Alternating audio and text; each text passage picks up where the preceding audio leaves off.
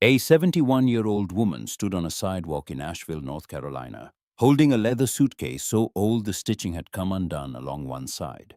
She had $53 in the pocket of her coat, and nothing else in the world except the clothes she wore and whatever she could fit inside that suitcase. 3 hours earlier, she had been a mother. Now she was something less than a stranger, because strangers at least have the dignity of not being known. Eleanor Pruitt had been known and known and known, and then discarded like a woman made of paper. The neighbors saw it happen. Not one of them opened a door. People in town would later say she was too old to start over, too frail, too finished. But what none of them knew, what no one in that quiet mountain city could have possibly predicted, was that the condemned house Eleanor would buy 3 days later, for 7 crumpled dollar bills, would hold a secret buried beneath its hearthstone for 150 years. A secret that would rewrite a chapter of a state's own history and prove that the women the world forgets are sometimes the ones who matter most. Before we go any further, I want to invite you to be part of this journey. If stories about resilience, second chances, and the quiet courage it takes to rebuild a life from nothing mean something to you, please subscribe to this channel and turn on that notification bell. We share stories like Eleanor's every single week, and your support helps us bring these messages to the people who need them most. Now let's go back to that October morning when everything fell apart. The day began with coffee. Eleanor made it the way she always had, the way Henry had liked it, strong with a spoonful of honey and just enough milk to turn it the color of river clay. She set 2 cups on the counter out of habit before catching herself. Henry had been gone 4 years. 4 years since the heart attack took him mid-sentence on a Tuesday evening, his hand still warm around hers when the paramedics arrived. She poured the second cup down the drain and drank hers standing at the kitchen window, watching fog settle into the valley below. The Blue Ridge in October was a painting that repainted itself every morning, and Eleanor had spent 38 years watching it from this window. She and Henry had bought this house the year Michael was born, paid it off in 22 years of careful living. Henry had been a watchmaker, a man who believed that anything built with patience would last, and he'd applied that philosophy to everything. Their marriage, their home, the small garden out back where he'd grown tomatoes until his hands couldn't grip the trowel anymore. He had left Eleanor the house free and clear, written into his will, with the kind of plain language he favored. To my wife Eleanor, the house and all it holds for as long as she wants it. Yee. She had wanted it forever. At 9:15, a black SUV pulled into the driveway. Eleanor recognized it. Douglas drove that car, her son, 46 years old, a real estate attorney in Charlotte, who visited perhaps twice a year and called on holidays if he remembered. Behind the SUV came a smaller sedan, Vivian's car. Eleanor's daughter, 43, married to a financial planner living in Raleigh. They hadn't told her they were coming. Eleanor set down her coffee and opened the front door, and for one brief moment, she felt something close to happiness, both her children here together on a Tuesday. Then she saw the third person stepping out of the sedan, a woman in a blazer carrying a clipboard, and the happiness curdled into something cold. Douglas came through the door first. He was tall like Henry, but carried none of Henry's warmth. His face arranged itself into an expression Eleanor had seen him use in depositions, patient, reasonable, entirely rehearsed. Vivian followed, eyes moving everywhere except to her mother's face. She was wearing pearl earrings. Eleanor recognized them instantly. They had been in her jewelry box upstairs, a gift from Henry on their 30th anniversary. Vivian had taken them at some point during a previous visit, and now she wore them like they'd always been hers. Douglas sat Eleanor down in her own living room and explained the situation the way he might explain a contract clause to a client. The house was too much for her. The maintenance was overwhelming. She was 71 and alone. They'd found an assisted living community outside Raleigh, clean, safe, affordable. He slid a brochure across the table. Eleanor picked it up. A single room, a shared bathroom, fluorescent lighting in every photograph. The monthly cost was $2,800. Her social security check was $1,100. Eleanor's voice came out steadier than she expected. How exactly am I supposed to pay for this? Douglas didn't blink. We've had the house appraised. $410,000. There's a buyer ready to close in 3 weeks. That money covers the facility for years. You'll be comfortable. You'll be taken care of. The room tilted. Eleanor looked at Vivian, searching for the daughter who had once crawled into her lap during thunderstorms, who had called her every Sunday during college, who had cried at Henry's funeral until her voice gave out. Vivian stared at the floor. Her fingers touched the pearl earrings once, then dropped. "This is my home," Eleanor said. "Your father left it to me." "You signed the deed over to us 8 months ago," Douglas replied, and his voice carried the particular flatness of a man who has already won and is simply waiting for the other party to realize it. "You agreed to that, Mom. We talked about it at Thanksgiving. I explained that it would simplify the estate, avoid probate. You signed the papers." She had. She remembered now. Douglas had brought documents to Thanksgiving dinner, slipped them between dessert and coffee with the casual ease of a man who moves paper for a living. "Just a formality, Mom. Keeps everything in the family. Nothing changes for you." She had signed because he was her son, and she trusted him the way she had always trusted him, the way mothers trust their children. Because the alternative is too terrible to hold in the mind. "Nothing changes for me," Eleanor repeated, and the words tasted like ash. "We're doing what's best for you." Vivian finally spoke, her voice thin as tissue. "You can't keep living here alone. What if you fall? What if the furnace breaks again?" "I've lived alone for 4 years. I've managed." Douglas leaned forward and his patience finally showed its edges. "You're a burden, Mom. I'm sorry to say it that plainly, but it's the truth. Every time something breaks, you call. Every time you need something, we rearrange our lives. We have our own families, our own responsibilities. This is the responsible decision." Burden. The word landed in the room like something dropped from a great height. It cracked against the floor and lay there, and no one picked it up. Eleanor looked at her son. She looked at her daughter wearing her stolen earrings. She looked at the woman with the clipboard who had the decency to appear uncomfortable. And then Eleanor looked at the mantel above the fireplace where Henry's pocket watch sat in its small brass stand. It was a Waltham American-made 1962. Henry had restored it himself, replaced every worn gear, polished every surface. It had not stopped running in 20 years, not when Henry died. Not when Eleanor wound it with shaking hands the next morning. Not now, ticking softly in a room full of people who had decided she was finished. She stood up. She walked to the mantel. She picked up the watch and held it in her palm, feeling its weight, its quiet insistence. Then she closed her fingers around it and went upstairs to pack. They gave her until the 15th. 12 days to reduce 38 years into what she could carry. Eleanor packed what mattered. Clothes for one season. Her mother's Bible. A photograph of Henry at the kitchen table laughing at something she'd said, she couldn't remember what. And that was its own kind of grief. Henry's watch went into her coat pocket where she could feel it against her hip with every step steady and warm as a second heartbeat. Everything else stayed behind. The quilts she'd sewn, the dishes from their wedding, Henry's tools, the garden he'd planted.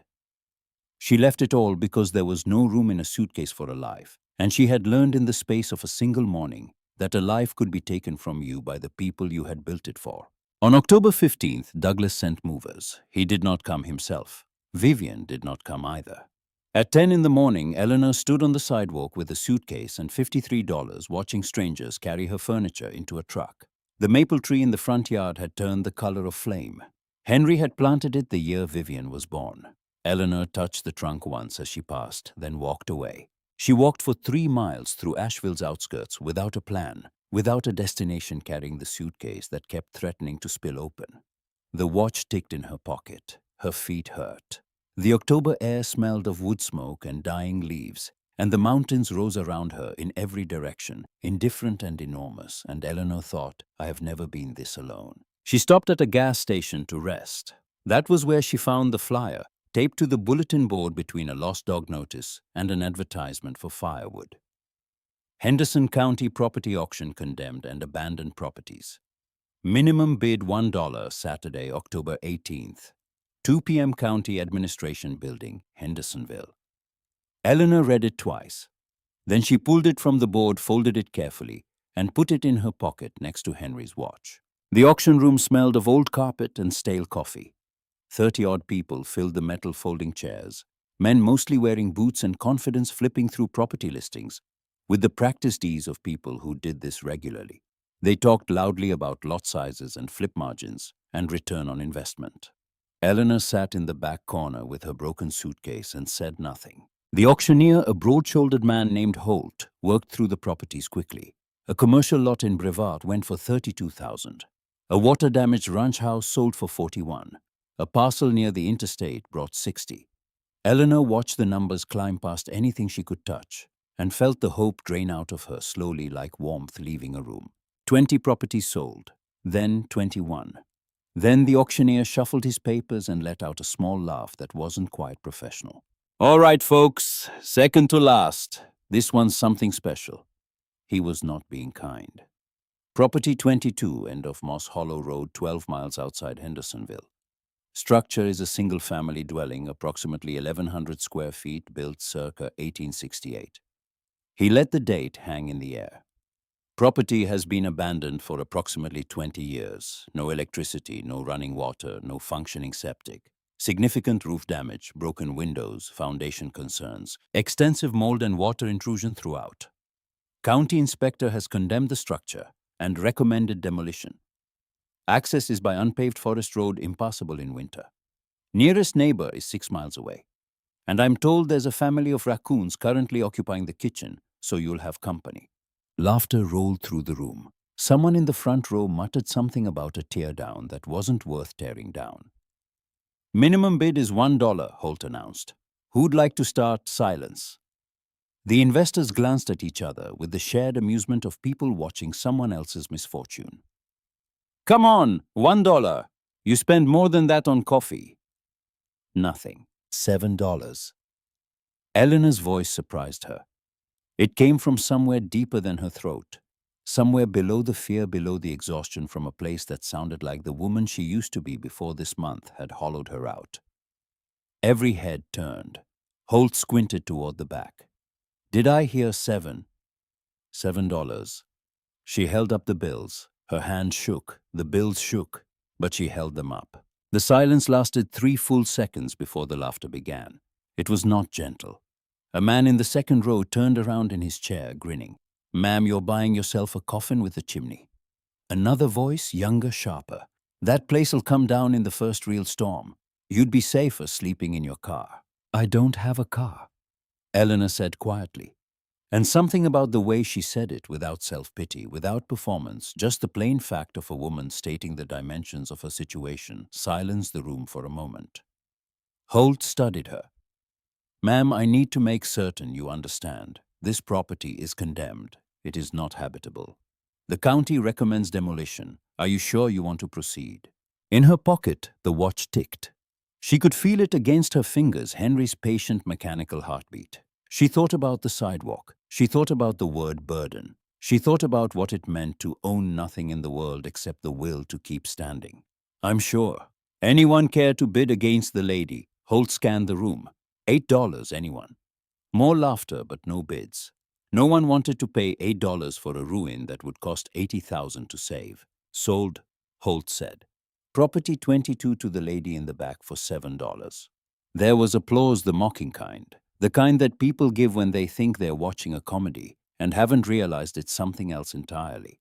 Eleanor walked to the front of the room and laid $7 bills on the table one at a time. Her fingers were steady now. Whatever had been shaking in her had gone still. She signed the papers. She received the deed.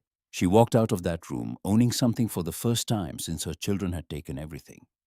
And she did not look back at any of the people laughing behind her. Getting to Moss Hollow Road would have been impossible without Wallace Greer.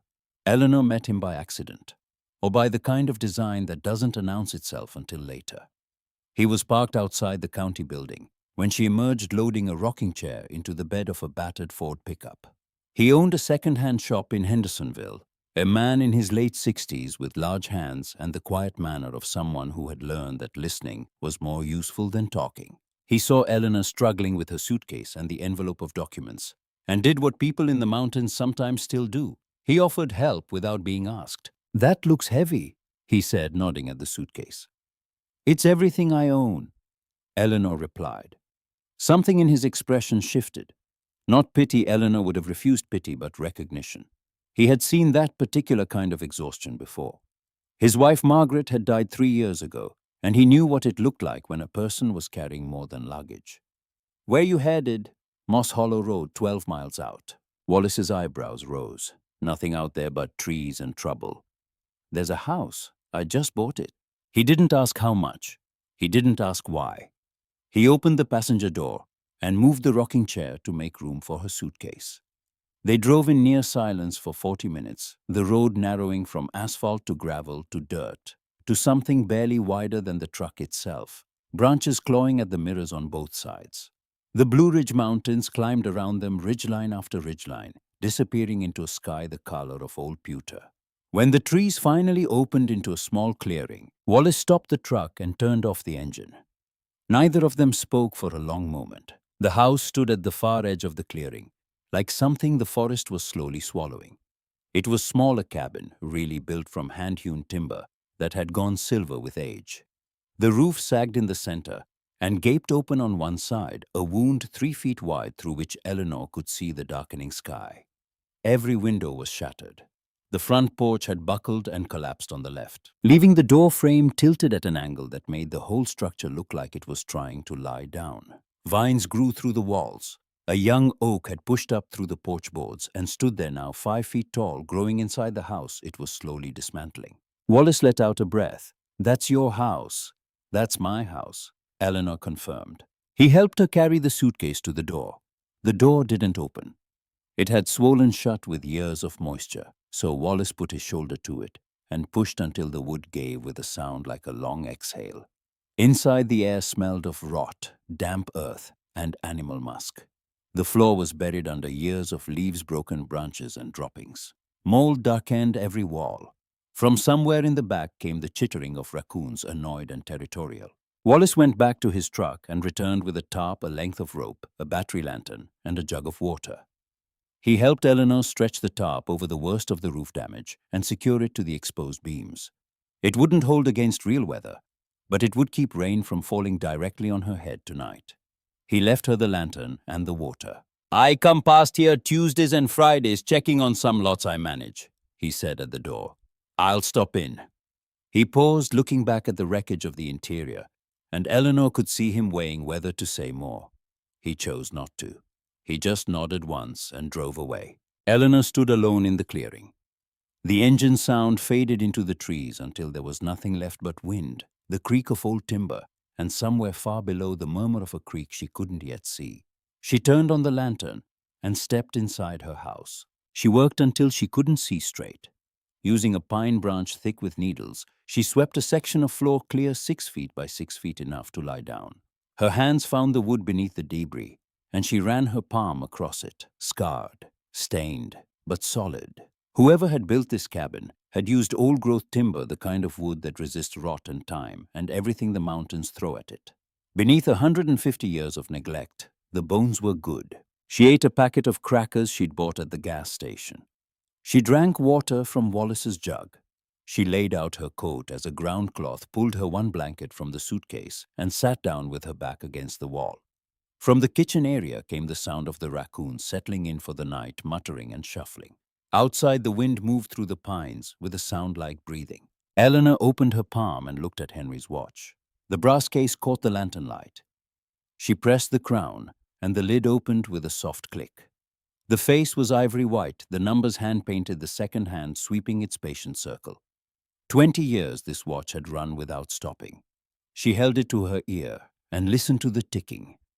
And in the silence of the ruined house, it sounded louder than it had any right to, steady, certain, refusing to quit. She set the watch on the floor beside her and opened her mother's Bible, not to read but to hold. Then she lay down on the hardwood floor of a condemned cabin 12 miles from the nearest living soul, with $46 to her name, and winter coming down from the mountains. And she said to the darkness, "This is mine. No one can take this from me." She fell asleep to the sound of the watch ticking. Dawn came through the cracks in the walls like threads of pale gold. Eleanor woke stiff cold to her center, her breath visible in the air. Every joint protested as she sat up. The raccoons were already awake, arguing about something in the kitchen. The tarp over the roof hole had held through the night, though a fine mist of condensation covered everything. She stood, she stretched. She walked outside into a morning so beautiful it seemed to belong to a different world than the one she had gone to sleep in. Fog filled the valley below like a white lake, and the Blue Ridge ridgeline rose out of it dark and ancient and utterly indifferent to the small matters of one woman and her ruined house.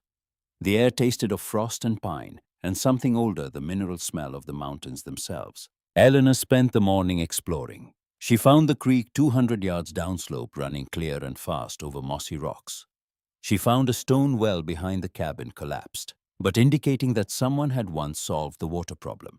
She found the remains of a shed, its roof gone, but inside it a rusted saw, a wooden-handled hammer with a cracked face and a small axe whose edge beneath the rust still held its shape. Tools.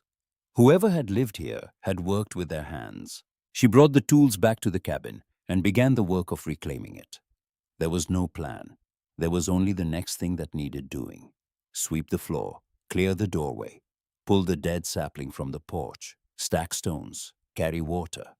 Each task led to the next, and Eleanor followed the work the way you follow a trail through unfamiliar woods. Not because you can see the destination, but because the path is there, and the only other option is standing still.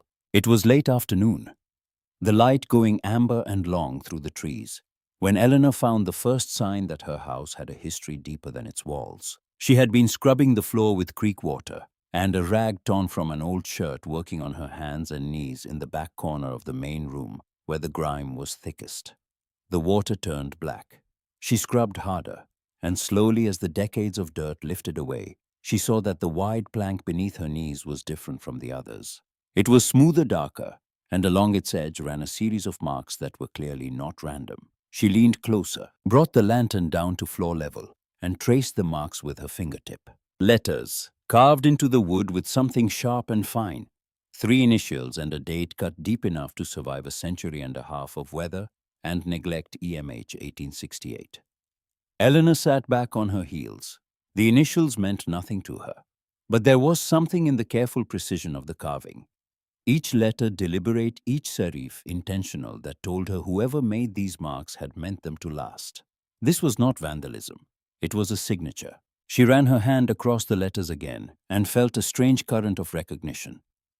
The kind that doesn't come from memory, but from something deeper.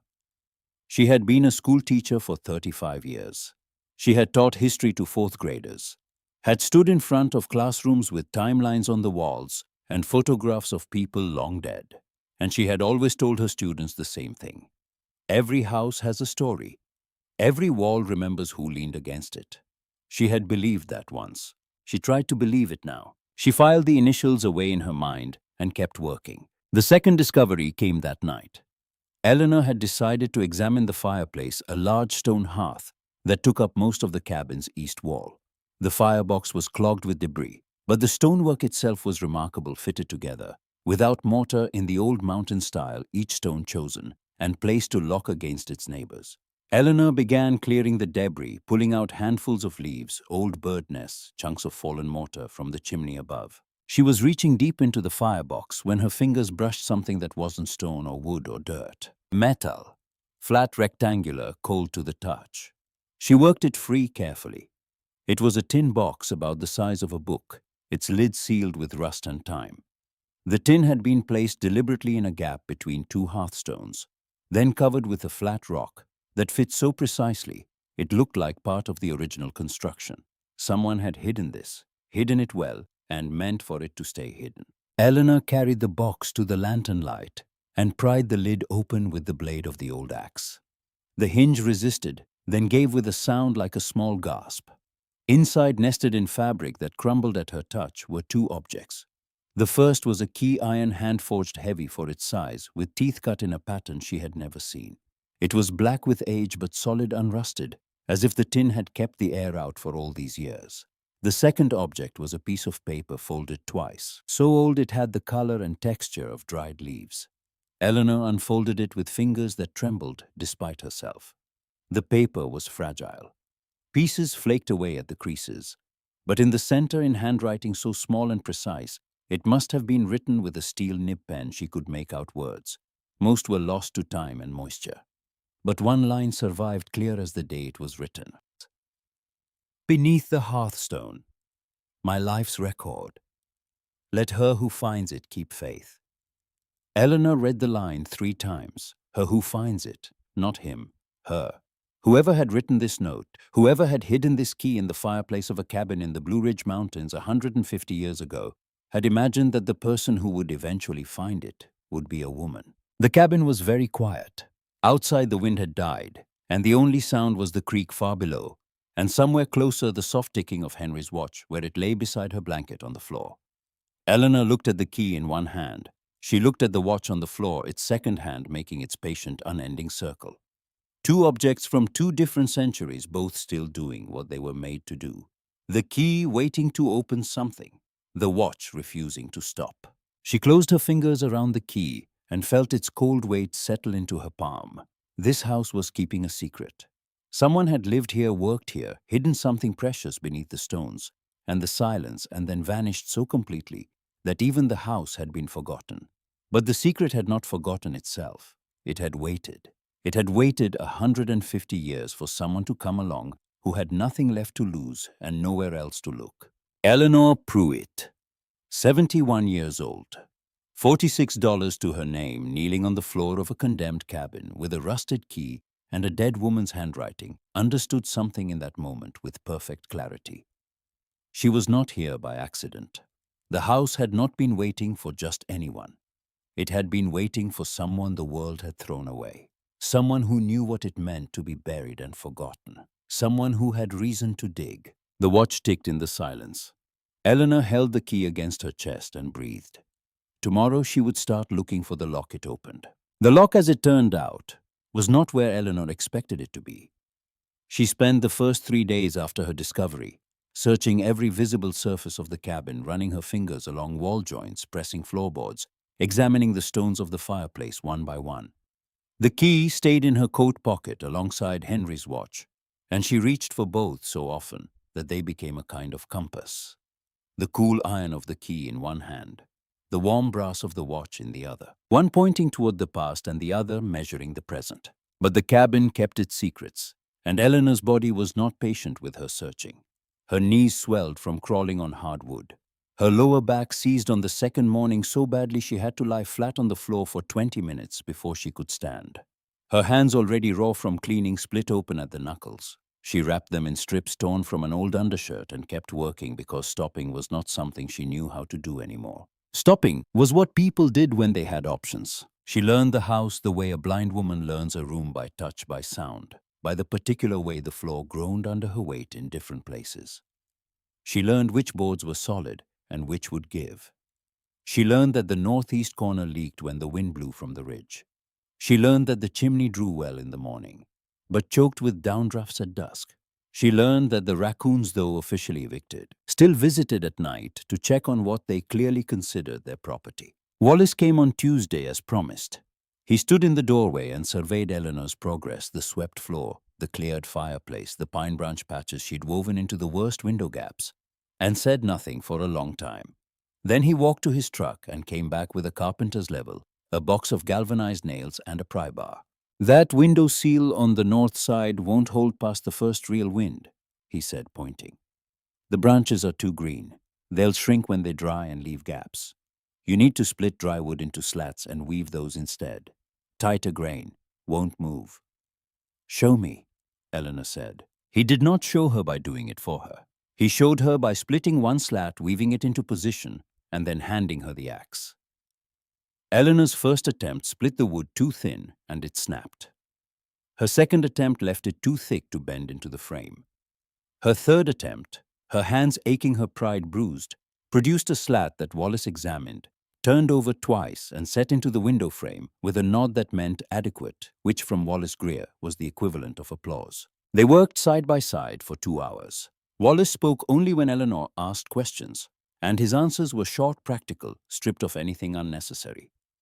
How to read the grain of old timber, how to set a nail without splitting dry wood, how to mix creek clay with ash to make a seal that would harden like cement.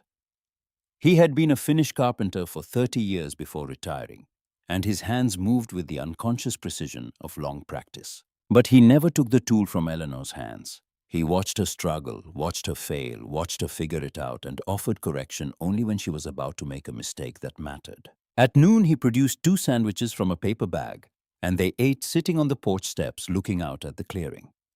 The October light fell through the trees in long amber columns, and somewhere down the slope, a woodpecker hammered at a dead oak with mechanical determination. "Margaret would have liked you," Wallace said unprompted. It was the first personal thing he had ever said to her. Eleanor waited, but he didn't elaborate. He finished his sandwich, brushed the crumbs from his lap, and went back to work. Eleanor understood. Some people carried their grief like a stone in the pocket, always there, always heavy, never displayed. She recognized the practice. She carried Henry the same way. The job at Della Hutchins' diner started the following week. Della ran a 12-table restaurant called the Ridgeline on the main road into Hendersonville, the kind of place that served biscuits and gravy at 6 in the morning and meatloaf at 6 in the evening and didn't change the menu because the menu didn't need changing. She was a compact woman in her mid-50s with a voice that carried across a kitchen and eyes that missed nothing. She had heard about Eleanor from Wallace. Small towns run on information the way cities run on electricity, and she had a dishwasher who'd quit and a pragmatic attitude toward hiring. "You wash dishes, you sweep, you do whatever needs doing. 3 mornings a week, 5 to 8, $12 an hour cash. I don't have time to train you, so learn fast. Can you walk 4 miles in the dark?" "I've been walking in the dark for a month," Eleanor replied, and Della almost smiled. The walk to the diner took 90 minutes each way. Eleanor left the cabin at 3:30 in the morning. Henry's watch in her pocket, the battery lantern cutting a small circle of light through the forest dark. The first mile was the worst. The trail from the cabin down to the gravel road was steep and root-crossed, and in the dark every shadow looked like something waiting.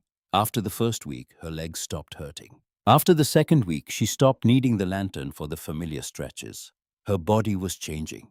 Muscles she hadn't used in decades were rebuilding themselves slowly, painfully, but undeniably. Her arms, which had struggled to lift a bucket of creek water in October, could now carry 2 without stopping. Her grip, which had faltered on the axe handle, had grown sure. The diner became a kind of education. Eleanor worked in the back out of sight, but she could hear the town through the kitchen's pass-through window. She learned who was sick, who was struggling, who was angry at the county, who was sleeping with whose husband. And slowly, without intending to, she became part of the current of the place.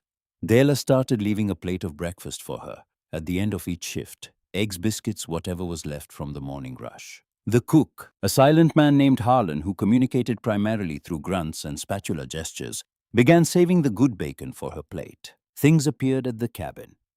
Not from Wallace, who brought his gifts openly, but from others whose names Eleanor might never know. A wool blanket, military surplus, folded and placed on the porch step one morning while she was at the diner. A box of canning jars filled with preserved tomatoes left beside the door. A pair of work gloves, men's size but serviceable, tucked into the mailbox she didn't have. Someone had nailed a coffee can to a post by the road and put the gloves inside. She never saw who left these things. She understood that she was not meant to. In the mountains, help was sometimes given the way. Rain was given without announcement, without expectation of return, simply because someone was dry and the sky had water. By late November, Eleanor had sealed every window.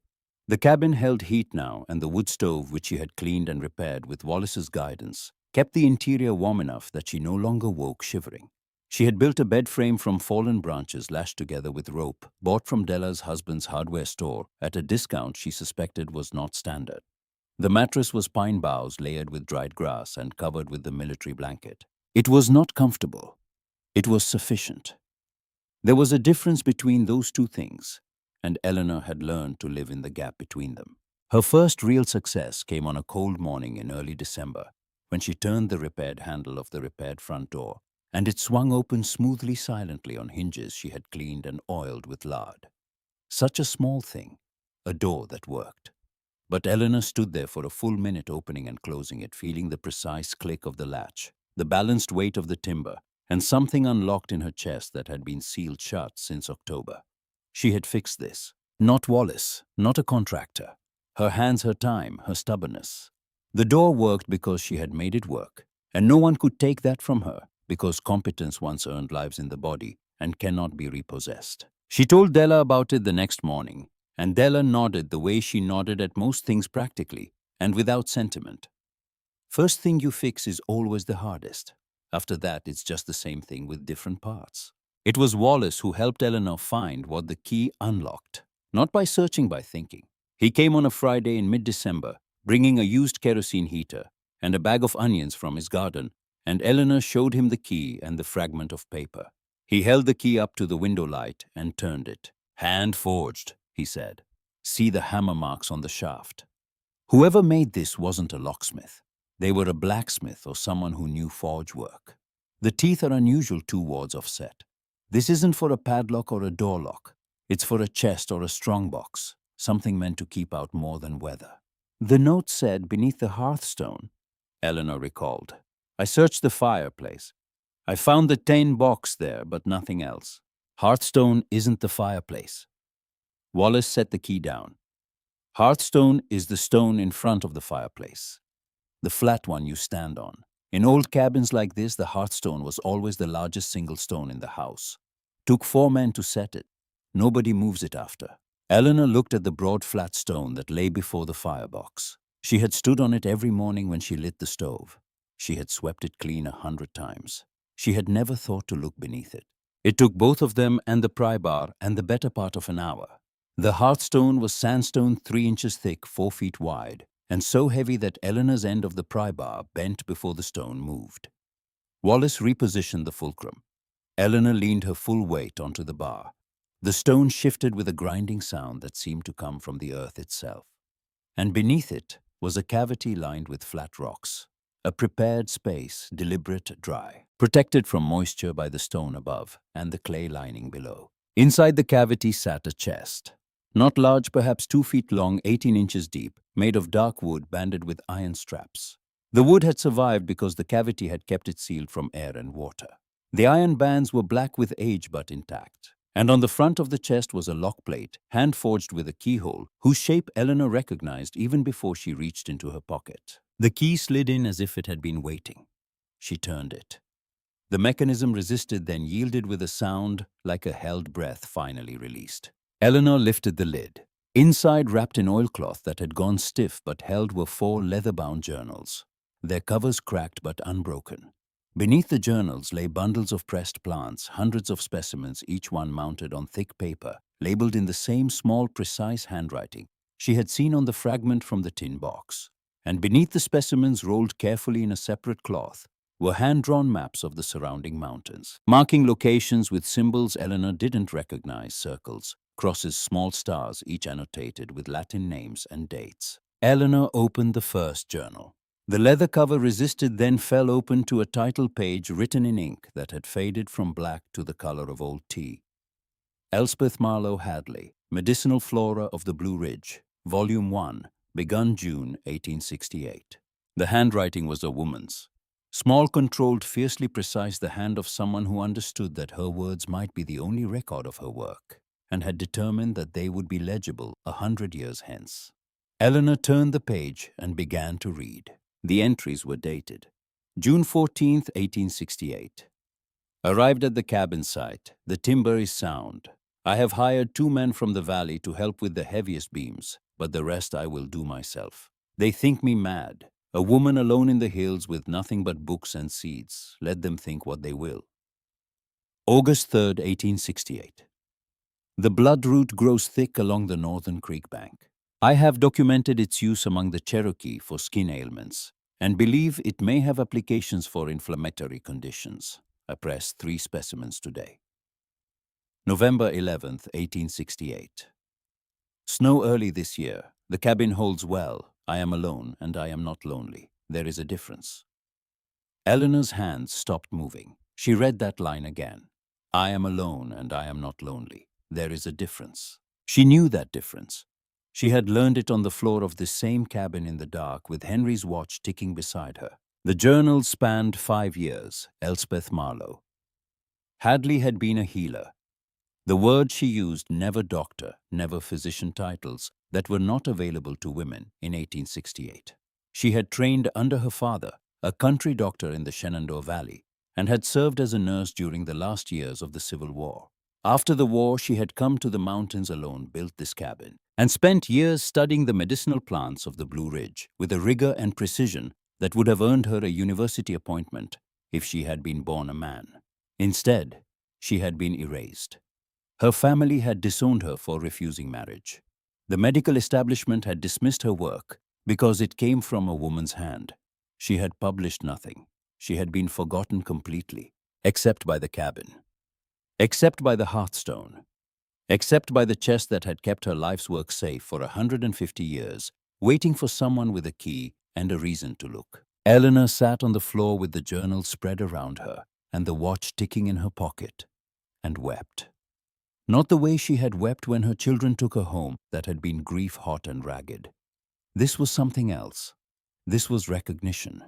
She was crying because she had found a woman who had lived in this same room and felt the same abandonment and faced the same dismissal and had refused with every fiber of her being to disappear. Elspeth had written in an entry dated March 1871, "They said I was nothing. I will make this land remember me." Eleanor pressed her palm flat against the journal page, as if she could reach through a century and a half of silence and touch the hand that had written those words. Two women in the same cabin. Two women the world had thrown away, 150 years apart, and the distance between them was nothing at all. She stayed up all night reading by the kerosene lamp. The watch ticked on the floor beside her. Outside, the December wind moved through the trees, and the cabin creaked around her. And Eleanor understood for the first time that she was not just saving a house. She was saving a woman's voice. The weeks that followed moved quickly. Eleanor told Wallace about the journals, and Wallace, careful, measured Wallace, sat down heavily on the porch step and was quiet for a long time before saying, "You need to talk to someone at the university." He knew a woman, Dr. Emmeline Faulk, a professor of medical history at Appalachian State, who specialized in the contributions of women healers in the rural South. Wallace had heard her give a talk at the library in Hendersonville 2 years ago, and had kept her card because something told him it might matter someday. Dr. Faulk came to the cabin in early January. She was a tall woman with reading glasses perpetually pushed onto her forehead, and the slightly distracted intensity of someone who lived more comfortably in the past than the present. She examined the journals with gloved hands, turning pages so slowly that Eleanor had to remind herself to breathe. When she finally looked up, her expression was the kind of stillness that precedes a large statement. "Mrs. Pruitt, Elspeth Marlowe Hadley," is a footnote. One paragraph in a county history from 1923 that refers to her as, she paused adjusting her glasses. A woman of eccentric habits who lived alone in the hills and claimed medical knowledge. That's all that survived. No one took her seriously enough to preserve her work. And now you found 5 years of meticulous research, hundreds of preserved specimens, and field maps that could tell us what the Blue Ridge Pharmacopoeia looked like before industrial agriculture changed the landscape. She set the journal down gently. "This isn't just a historical curiosity. This has scientific value. Real present tense scientific value. Yimin bati biepusati." "What happens now?" Eleanor asked. "Now I come back with proper equipment to photograph and catalog everything. I'll submit a preliminary report to the State Historical Commission. If the materials authenticate, and I believe they will, this cabin becomes eligible for landmark designation, which means protection, funding, preservation." "And I stay," Eleanor said. It was not a question. "You stay," Dr. Faulk confirmed. "You own the property. You found the materials. Legally and ethically, you are the custodian of this discovery." The news reached the Henderson County offices the same week, carried not by Eleanor, but by the quiet network of small-town communication that moves faster than any press release. Eleanor's cabin was in the newspaper, a short article in the Hendersonville Times-News with the headline, "Local Woman Discovers Lost Healer's Archive in Condemned Cabin." The county's response arrived 8 days later. A letter hand-delivered by a code enforcement officer who wouldn't meet her eyes. Eleanor read it standing on the porch, the January wind pulling at the paper in her hands. The property at the end of Moss Hollow Road had been condemned by the county building inspector prior to sale. The current occupant was in violation of County Housing Code sections 14 through 22. The structure was not certified for human habitation. The county had received a formal complaint, anonymous, alleging that the occupant was living in unsafe conditions and that the structure posed a risk of collapse. Eleanor had 30 days to vacate. After 30 days, the county would proceed with demolition as originally scheduled, and all contents of the structure would be treated as debris. All contents, the journals, the specimens, the maps. Elspeth's entire life packed into a chest that had survived 150 years underground, would be bulldozed into rubble and carted to a landfill. Eleanor folded the letter and put it in her pocket next to the watch. She stood on the porch and looked out at the clearing, at the garden plot she had marked out for spring, at the woodpile she had stacked against the south wall, at the path worn into the earth by her own feet, walking back and forth to the creek. She had been given 30 days to lose everything, again. But this time was different. This time, she was not the only person at risk. Elspeth was in this house, preserved in ink and pressed leaves, and the careful hand of a woman who had known she would be forgotten and had chosen to leave evidence anyway. Eleanor could not let that evidence be destroyed. She would not. She walked inside and began writing letters. To Dr. Faulk, to Wallace, to Della, to the newspaper, to anyone who might listen. 3 weeks passed. Dr. Faulk filed an emergency petition with the State Historical Commission. Wallace organized a meeting at the Hendersonville Library. Della put a notice on the diner's bulletin board. People Eleanor had never met signed a petition she hadn't asked for. The county delayed but did not withdraw the demolition order. The situation hung in suspension like a held breath, neither resolved nor abandoned. And then the ice storm came. It arrived on the 3rd Tuesday of January with no warning that Eleanor could read. The morning had been cold but clear.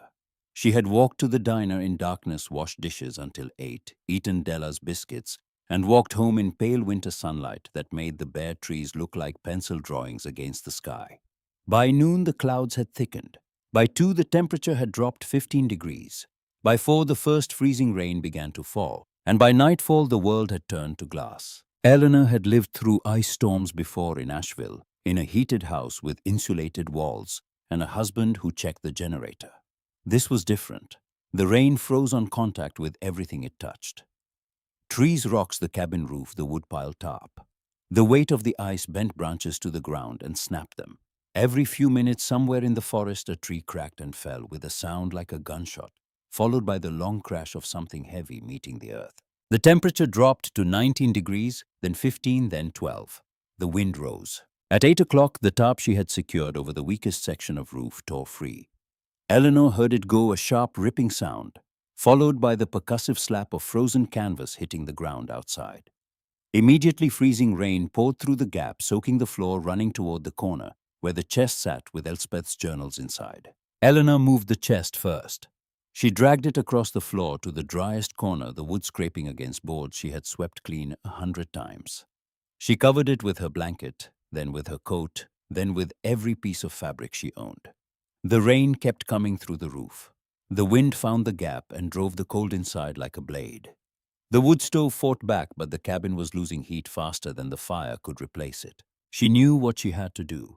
The spare tarp, the one Wallace had given her weeks ago, was in the shed behind the cabin. She would have to go outside in the ice in the dark, retrieve the tarp, climb onto the roof somehow, and cover the gap. She was 71 years old. The roof was 12 feet off the ground. The surface was coated in ice. Every rational calculation said this was impossible. Eleanor reached into the pocket of the coat that was now draped over Elspeth's chest. She found Henry's watch by feel. She held it to her ear, and in the roar of the wind and the crack of falling trees and the hiss of freezing rain against stone, she heard it tick, a tick-tick, steady, mechanical, faithful, the sound of something that had decided never to stop. Her voice came out as a whisper, but it was not a weak whisper. It was the kind of whisper people use when they are making a promise to someone who can no longer hear them. If you kept going, Henry, then so will I. She pulled on her boots. She wrapped her bleeding hands in the last of her torn shirts. She opened the door into the howling dark and stepped outside into the ice, into the wind, into the kind of night that either breaks a person or proves what they were made of all along. The ice hit her face like a handful of thrown needles. Eleanor couldn't see more than 5 feet in any direction. The freezing rain turned the lantern beam into a smear of useless light, and the darkness beyond it was absolute. She left the lantern on the porch and navigated by memory, counting steps to the shed, the way she had counted them every morning for 3 months. 14 steps to the woodpile. Turn left. 22 steps along the south wall. The shed door, which she had rehung on salvaged hinges 2 weeks ago, was sealed shut with a skin of ice. She hit it with the heel of her hand twice, 3 times, and on the fourth strike the ice cracked and the door swung inward. The tarp was where she had left it, folded on a shelf. She grabbed it, tucked it under her arm, and turned back toward the cabin. A branch fell somewhere close, the crack so loud it sounded like the mountain splitting, and Eleanor dropped to one knee, instinctively covering her head. The branch hit the ground 20 feet to her right. She could hear it shatter against the frozen earth. She got up. She kept walking. The ladder was the problem she had not solved. She didn't own one. But during the weeks of repair, she had noticed that the cabin's east wall, where the chimney stones jutted out in an uneven column, created a series of handholds and footholds, almost like a rough staircase. She had used it once in dry weather to patch a section of roof felt. In dry weather with daylight, it had been difficult. In ice, in darkness, at 71 years old, with hands wrapped in bloody rags, it was the most dangerous thing she had ever attempted. She climbed anyway. Her boots slipped on the first stone, and she caught herself with her forearms against the chimney, the impact sending pain through her elbows into her shoulders. She found the next foothold, pulled herself up. The tarp was clamped under her left arm, and she could use only her right hand to grip the stones. The ice made every surface treacherous. Her fingers went numb within a minute.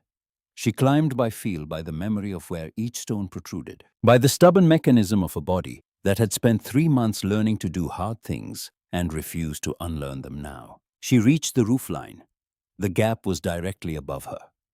She could feel the wind pouring through it, could hear the rain hitting the floor inside.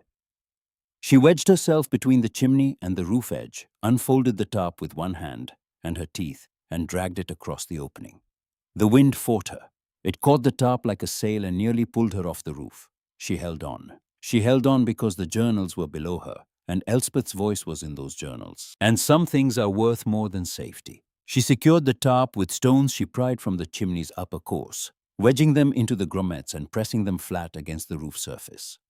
It was ugly work. It would not win any awards.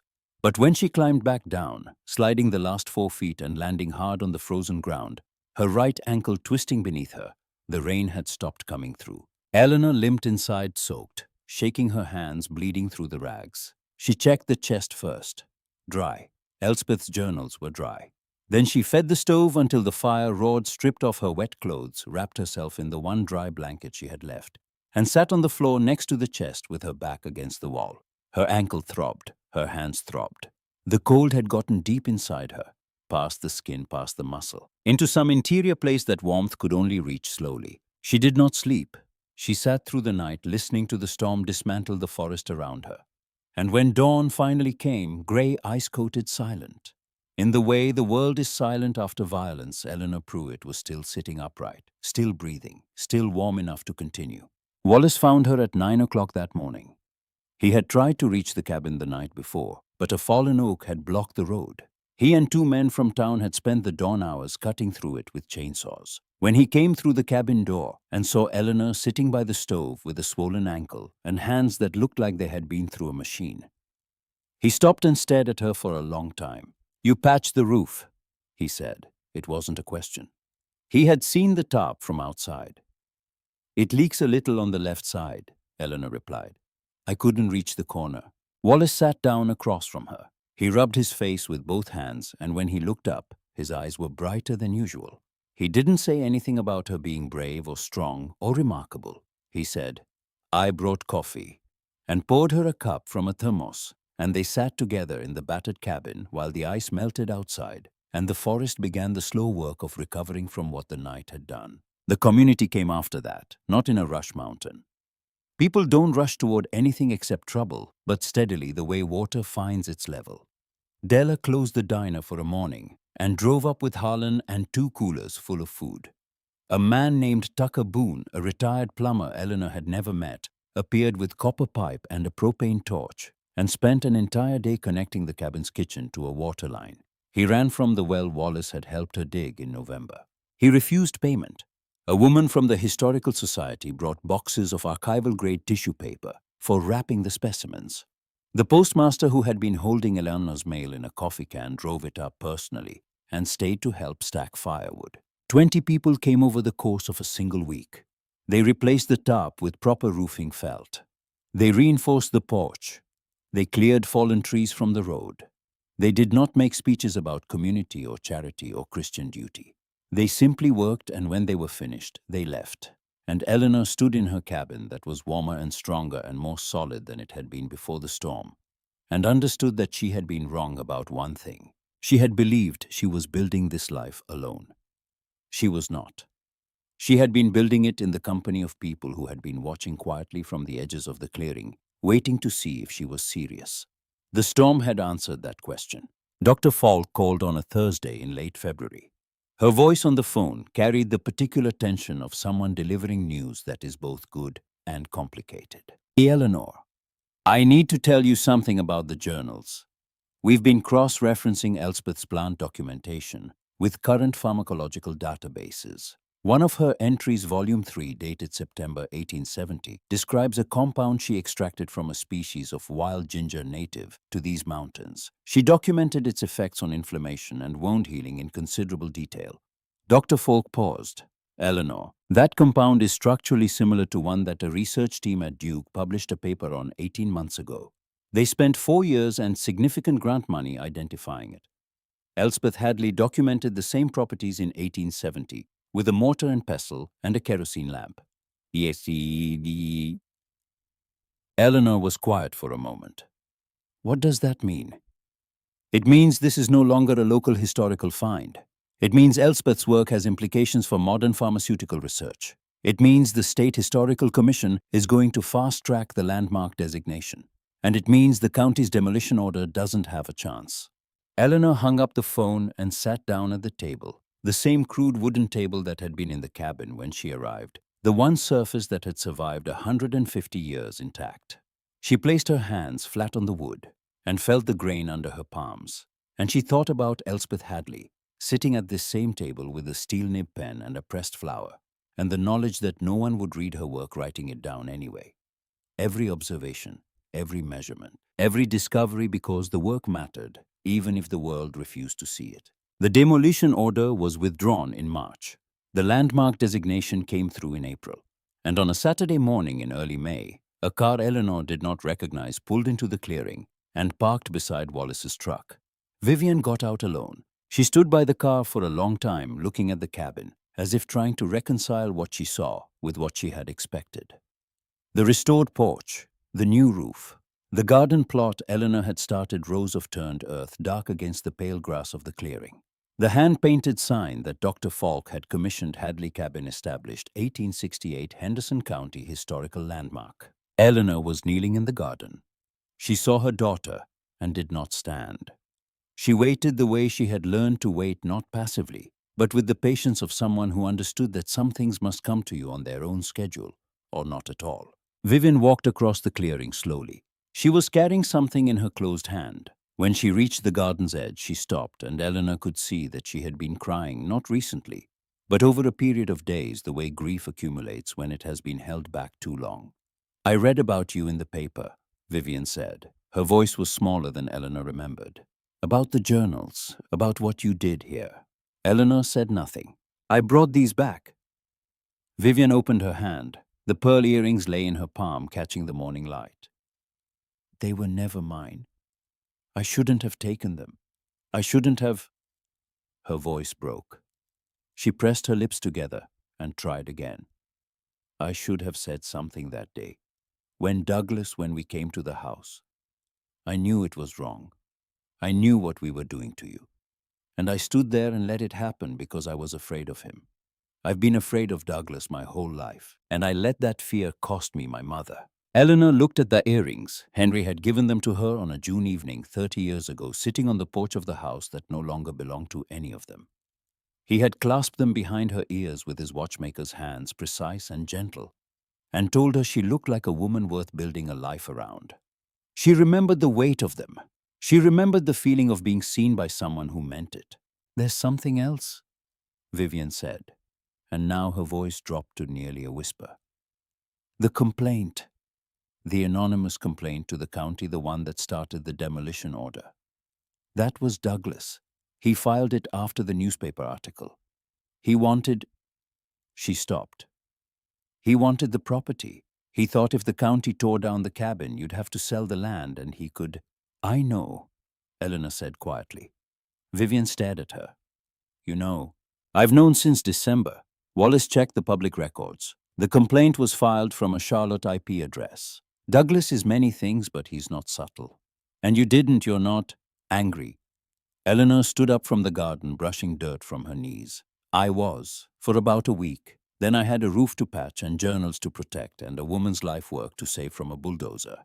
And I discovered that anger takes up space I couldn't afford. She looked at her daughter. Really looked for the first time in 7 months. Vivian was thinner. There were shadows under her eyes that hadn't been there in October. She held the earrings like an offering, like a woman standing at a door she wasn't sure would open. Eleanor did not take the earrings. She did not embrace her daughter. She did not say, I forgive you, because forgiveness was not a thing she could hand across a garden fence like a basket of tomatoes.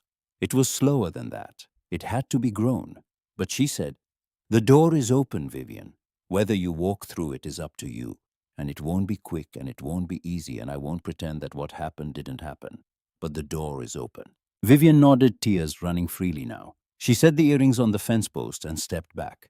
Can I come again? You can come again. The landmark ceremony was held on the first Saturday of October 2018, exactly 1 year after Eleanor had stood on a sidewalk with a broken suitcase and $53. The clearing around the cabin was full of people, researchers, neighbors, reporters from 2 state papers. The county commissioner who had signed the demolition order and was now smiling for photographs beside the historical marker. Dr. Faulk had brought colleagues from 3 universities. Della had closed the diner and brought enough biscuits to feed the entire Blue Ridge. Wallace stood at the back of the crowd wearing a clean flannel shirt which for Wallace constituted formal attire. Eleanor stood on the porch of Hadley cabin. Her cabin. Elspeth's cabin. The cabin that had been condemned as worthless and had turned out to hold a century and a half of silenced knowledge. She was not a woman who enjoyed public speaking. She had spent 35 years talking to 4th graders, which was its own kind of performance. But this was different. These people had come to hear about Elspeth, and Eleanor wanted to get it right. She did not give a long speech. She held Henry's watch in her left hand, opened the second hand sweeping its circle, and she said, this cabin was built by a woman the world forgot. Her name was Elspeth Marlowe Hadley. She was a healer, a scientist, and a woman who refused to disappear even when everyone around her insisted she should. She buried her life's work beneath a hearthstone because she believed that someday someone would come looking. I didn't come looking. I came because I had nowhere else to go. But I found her anyway. And I think that's how it works. Sometimes the things we need find us, when we finally stop pretending we don't need them. She paused. The clearing was very quiet. A breeze moved through the oaks at the forest edge, carrying the smell of turned earth and late-season goldenrod, and the first faint edge of autumn cold. These walls remember, Eleanor said. This ground remembers, and now you will remember too. She closed the watch and set it on the windowsill beside Elspeth's first journal. The brass caught the October light. Through the glass she could see the cabin's interior. The restored floor. The working stove, the shelves lined with archived specimens. The hearthstone set back in its place with a small brass plaque marking what lay beneath. 2 women's lives separated by 150 years, joined by a house that had kept faith with both of them. The crowd applauded. Dr. Faulk wiped her eyes. Della said something sharp to Harlan that made him laugh. Wallace caught Eleanor's gaze from the back of the crowd and nodded once, his highest form of praise, and Eleanor nodded back. That evening, after the last car had pulled away and the clearing had gone quiet, Eleanor sat on the porch with Wallace beside her. Neither of them spoke for a long time. The valley below was filling with blue shadow, and the ridge to the west still held the last of the light. A thin line of gold along the mountaintop that narrowed as they watched, thinning, like a held note fading at the end of a song. Crickets sang in the grass. The creek murmured below. From inside the cabin came the faint, steady sound of the watch on the windowsill ticking in the room, where Elspeth had written by lamplight, and Eleanor had wept by kerosene, and both of them had chosen in their separate centuries to stay. The light left the ridge. The first stars appeared. The air smelled of wood smoke and pine resin, and the particular sweetness that comes to the mountains only in October, when everything is turning, and nothing has quite let go. Eleanor reached into the pocket of her coat. The same coat she had worn on a sidewalk a year ago, now patched at the elbows and faded at the cuffs, and found nothing there. The watch was on the windowsill. The key was back in its chest. Her pockets were empty, and for the first time in a year, that emptiness did not frighten her. Her hands had done their work. The house stood. The journals were safe. The door was open. She didn't need to carry anything anymore. If Eleanor's story stayed with you tonight, I hope you'll subscribe to this channel and share it with someone who might need to hear it. We bring stories like this one every week, stories about people who were counted out and came back, about second chances and the quiet strength it takes to claim them. Leave a comment and tell me, have you ever felt forgotten? Only to discover that the thing you thought was your ending was actually the beginning of something you never could have planned. Your story might be the one that helps someone else keep going. Thank you for listening. Sleep well. We'll see you in the next story.